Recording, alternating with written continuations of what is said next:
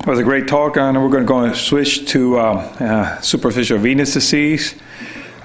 These are my disclosure, part owner of Vascular Device Partners, which is one of the mentors, one of the devices I'll be mentioning here. For those who are not aware, superficial venous disease is actually twice as prevalent as coronary heart disease and 3 times as prevalent as peripheral arterial disease. And despite that, there's about 28 million people who need treatment for it and do not have, are not being addressed. Only 2 million. So that's a very large population of individuals that need treatment. And then this area of decreased reimbursement, also a very good source of for interventionalists. So the traditional therapies for superficial venous disease, surgery, which is rarely done these days, and that's being substituted by ablation therapy, which is based on heat, requires domestic anesthesia that leads to pain and bruising, and it leads to a lot of discomfort after the procedure. Usually when you do the ablation techniques, you're going to get use the compression stockings for a few weeks. You're going to get pain and bruising, and then you require domestic anesthesia, which is kind of tedious, and it causes a lot of discomfort to the patients. It requires multiple injections, and it creates a learning curve for those operators that want to get into the superficial venous procedures.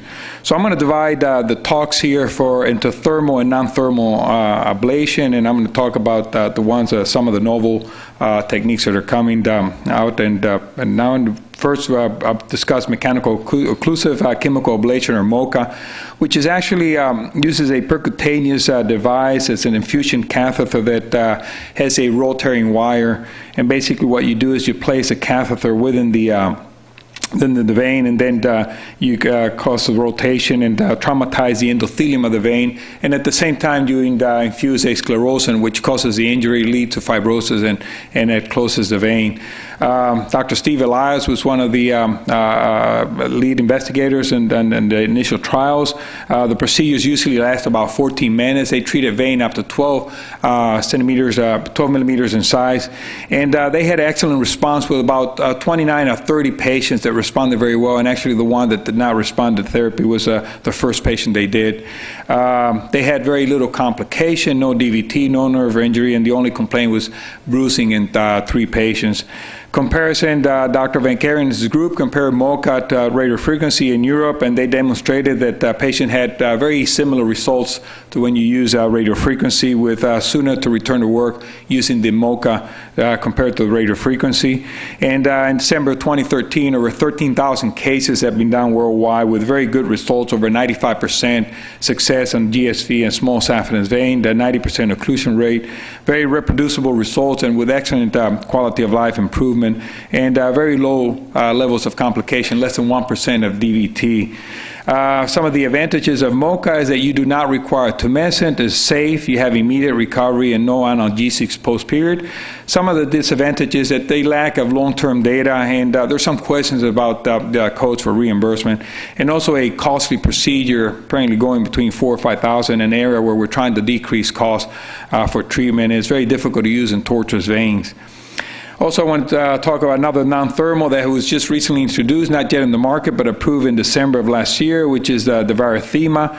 It's actually polyrocanol endovenous microfoam that uses highly concentrated CO2 and O2 with very little nitrogen, and it's a catheter-infused device. And the Venous 1 and Venous 2 trial were the 2 trials that were used to look at the benefit of it. And the interesting thing about these trials, that unlike previous trials that have been done, they looked actually at the benefits of the patient. They did not use ultrasound as a primary endpoint, and had very good results with over 13,000 patients done in 12 clinical trials, and very little levels of complications, very similar to thermal injuries.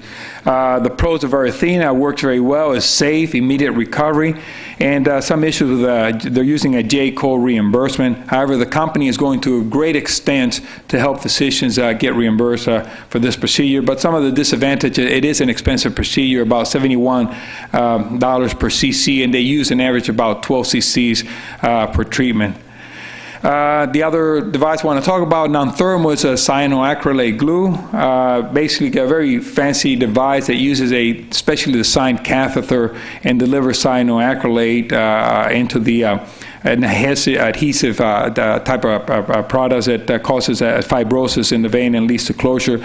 Basically, what you do is you close proximally in the vein that you're going to treat, and then you infuse the adhesive, and you pull back as you're infusing.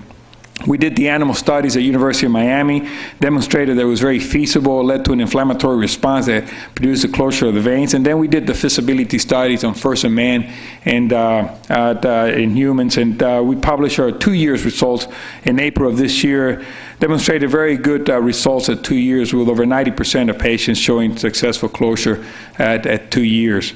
That histological, what you get in is you get fibrosis with small adhesive space, and this is your ultrasound view, what you see in patients that have been treated successfully with the cyanoacrylate glue.